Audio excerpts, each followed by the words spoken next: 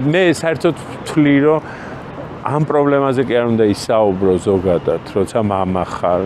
უნდა ისაუბრო სხვა რაღაც, ანუ არ არის აუცილებელი, რომ გინდა თუ არა მოუყვე რა ნარკოტიკებია და რა დაავადებაა და რა არის. უნდა ისაუბრო როგორია მეგობრობა, რა არის სიყვარული, რა არის როგორ არ უნდა დაჩაგრო, ან შენ როგორ არ უნდა დაგჩაგრონ, როგორ უნდა გიყვარდეს შენ ქვეყანა, როგორ უნდა გიყვარდეს შენ ცოლი, შვილი, მამა, დედა, ბებია. ამაზე უნდა ესაუბრო. არ არის აუცილებელი გინდა თუ არა ნარკოტიკზე ესაუბრო და გინდა თუ არა მოუყვე რა არის ნარკოტიკი, რა შვება, ის ისედაც თუ დაინტერესებს, ისედაც მონახავს ამან.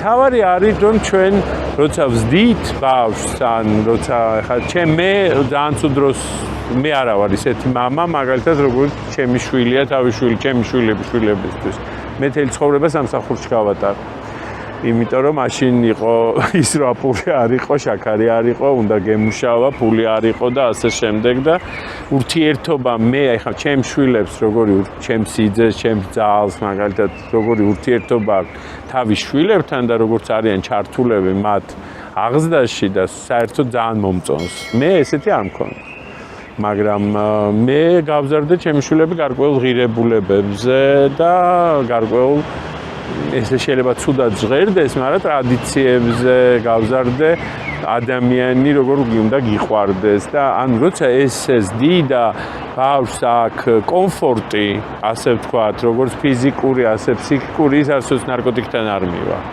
იმას არ ჭირდება ახსნა რა არის ნარკოტიკი, რა არის დამოკიდებულება და ასე შემდეგ.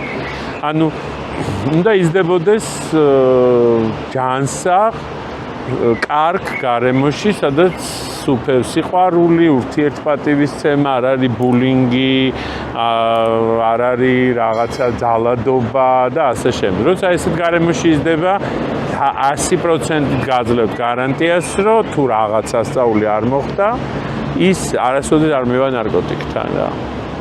ამიტომ აუცილებელი არ არის, რომ ნარკოტიკზე ელაპარაკო შენ შვილს.